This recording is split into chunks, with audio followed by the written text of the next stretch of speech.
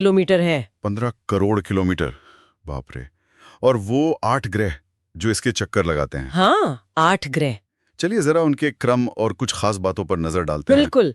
सूरज से दूरी के हिसाब से 8 ग्रह इस क्रम में है। हम्म, बुध, मर्क्यूरी। सबसे पास वाला। हाँ।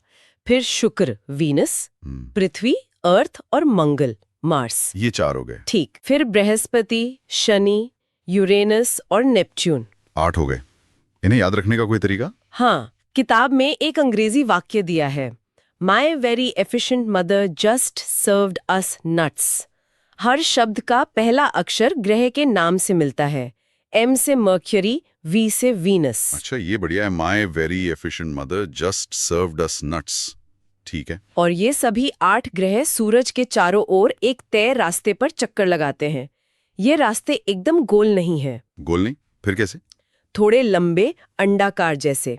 इन्हें दीर्घवृत्ताकार यानी इलोंगेटेड कहते हैं। इन्हीं रास्तों को कक्षा यानी ऑर्बिट कहा जाता है। यानी हर ग्रह की अपनी एक फिक्स्ड थोड़ी लंबी सी ऑर्बिट है? बिल्कुल। अब हर ग्रह की अपनी खासियत है, जैसा एनसीईआरटी में बताया गया हाँ, है। बताइए। बुध से शुरू करते हैं। बुध, मर्क्यूरी। सूरज के सबसे पास। सूरज का एक चक्कर लगाने में इसे सिर्फ 88 दिन लगते हैं, सबसे तेज। सिर्फ 88 दिन? अच्छा। फिर शुक्र। शुक्र, इसे पृथ्वी का जुड़वा ग्रह भी कहते हैं। जुड़वा? क्यों? क्योंकि इसका आकार और बनावट लगभग पृथ्वी जैसी ही है। ये सूरज का एक चक्कर 255 दिनों में पूरा करता है। ठीक है। और अपनी पृथ्वी? पृथ्वी, अर्थ। अर्थ, सूरज से दूरी में तीसरा नंबर, आकार में ये 5वां सबसे बड़ा ग्रह है।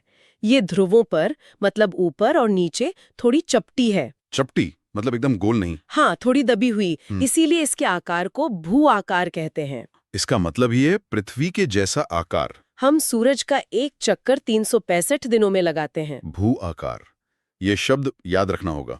अच्छा, आगे? मंगल? मंगल, ये अपना एक चक्कर 687 दिनों में पूरा करता है। इसके पास 2 छोटे चंद्रमा हैं। 2 चांद हैं मंगल के पास। ओके। फिर बृहस्पति, ये तो बहुत बड़ा है ना? हाँ, बृहस्पति, जुपिटर, ये बहुत बड़ा ग्रह है, सौर मंडल का सबसे बड़ा। सूरज का एक चक्कर लगाने में इसे करीब 11 साल, 11 महीने यानी लगभग 12 साल लगते हैं। 12 साल? हाँ, और एनसीईआरटी के अनुसार इसके लगभग 53 चंद्रमा है। हो सकता है अब और खोज लिए गए हों, पर किताब में 53 लिखा है। ठीक है, 53 चंद्रमा। और इसके चारों तरफ वो रिंग्स भी हैं? हाँ, बृहस्पति, शनि और यूरेनस, इन तीनों के चारों ओर छल्ले हैं। ये छल्ले असल में धूल, गैस और छोटे-छोटे कणों की पट्टियां हैं। शनि के छल्ले तो सबसे ज्यादा फेमस है। हाँ, शनि के छल्ले तो सबने देखे हैं तस्वीरों में। तो शनि का नंबर आता है अब। जी, शनि, सैटर्न, इसे अपना एक चक्कर पूरा करने में करीब 29 साल 5 महीने लगते हैं। 29.5 साल? बाप रे। हाँ, इसके भी लगभग 53 चंद्रमा बताए गए हैं एनसीईआरटी में। इसके भी 53? बृहस्पति जितने? हाँ, किताब के अनुसार लगभग बराबर। और इसके छल्ले तो हैं ही खूबसूरत।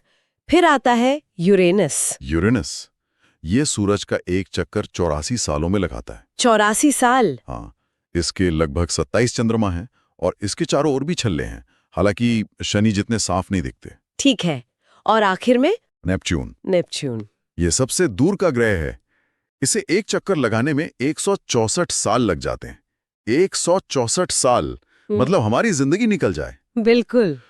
इसके 13 चंद्रमा बताए गए हैं किताब में। अच्छा। जी। ये ग्रहों को समझने के लिए कोई ग्रुपिंग भी की जाती है क्या? हाँ, की जाती है। इन्हें 2 समूहों में बांटा गया है।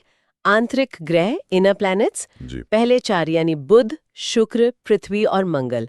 ये सूरज के काफी करीब है और चट्टानों से बने हैं। चट्टानी ग्रह, ठीक है। और दूसरा समूह है बाह्य ग्रह, outer planets, Brihaspati, Shani, Uranus और नेपच्यून।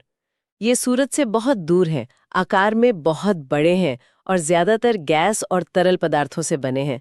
इन्हें गैस जायंट्स भी कहते हैं। आंतरिक और बाह्य ग्रह, समझ गया। पर पहले तो हम 9 ग्रह पढ़ते थे, प्लूटो भी था, उसका क्या हुआ? हाँ, ये एक अहम बदलाव है।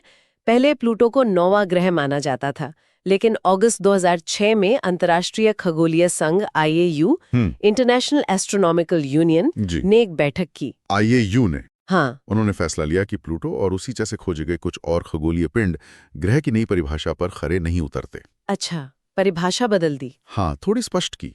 तो प्लूटो को ग्रहों की लिस्ट से हटाकर बौना ग्रह, डॉफ प्लैनेट का दर्जा दिया गया है। बौना ग्रह, ठीक है।